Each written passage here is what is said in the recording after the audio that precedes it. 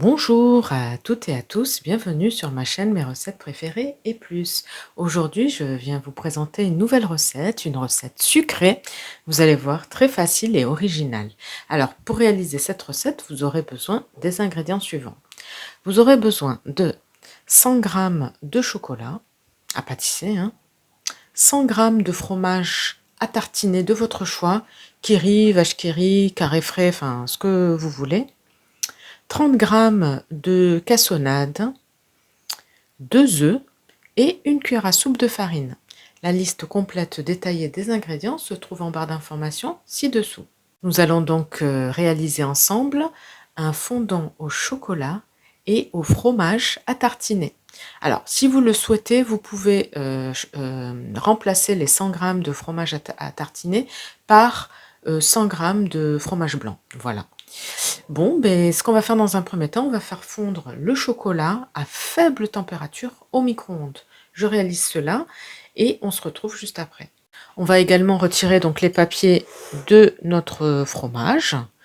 On va séparer aussi les blancs des jaunes de nos 2 œufs. Je réalise cela, je prépare tous les ingrédients et on se retrouve juste après pour pouvoir démarrer la recette. Alors voici donc tous les ingrédients. On va faire dans un premier temps, on va monter les blancs en neige. Je réalise cela et on se retrouve juste après pour poursuivre la recette. Voici donc les blancs en neige, là, ils ont bien monté, ils sont fermes. Donc là, je retire le fouet et on va poursuivre la recette. Alors maintenant, on va s'attaquer au jaune d'œuf. On va mettre le sucre et on va venir fouetter le tout. Ensuite, on va ajouter la farine et on va fouetter également. On se retrouve juste après. Alors ensuite, on va ajouter le fromage à tartiner, les 100 g, et on va venir fouetter le tout. Je réalise cela et on se retrouve juste après. Voici donc ce qu'on obtient. Maintenant, je vais faire fondre le chocolat donc à faible température au micro-ondes et je viens le rajouter à la préparation. On se retrouve dans un instant. Voici donc le chocolat qui a fondu au micro-ondes à faible température. Donc là, il a bien fondu. On le rajoute à notre préparation. Donc avec une spatule. Voilà. Vous avez vu, c'est une recette vraiment très facile, avec peu d'ingrédients. Vous pouvez réaliser la recette si vous le souhaitez avec les enfants. C'est vraiment une recette à la portée de tous. Voilà. Maintenant, on va venir fouetter le tout. Je réalise cela et on se retrouve juste après. Alors ensuite, à ce stade-là, donc on n'a plus besoin du fouet, on le retire.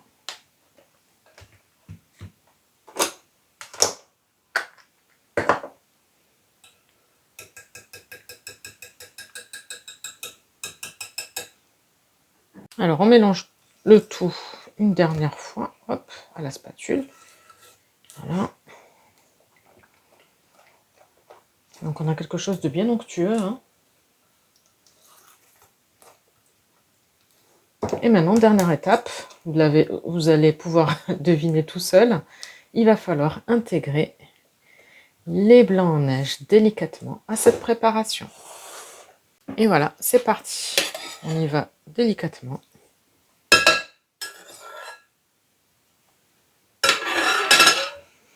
Voilà, on y va délicatement. On mélange bien du bas vers le haut. Du coup, ça va détendre un petit peu la pâte.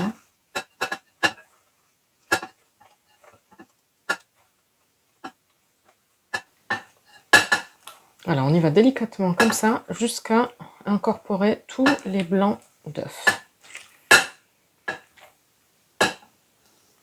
Donc je continue à incorporer petit à petit et on se retrouve juste après pour vous montrer le résultat final. Voici donc la pâte qu'on obtient. Maintenant ce qu'on va faire, je vais prendre un moule, un petit moule, un moule d'environ 18 cm de diamètre que je vais bien beurrer, fariner et on se retrouve juste après pour terminer la recette. Voici donc notre moule beurré et fariné. Maintenant, il ne reste plus qu'à verser la pâte. On va préchauffer le four à 180 degrés, chaleur tournante.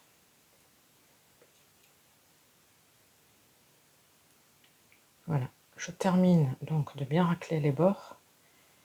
Et on se retrouve juste après, avant d'enfourner.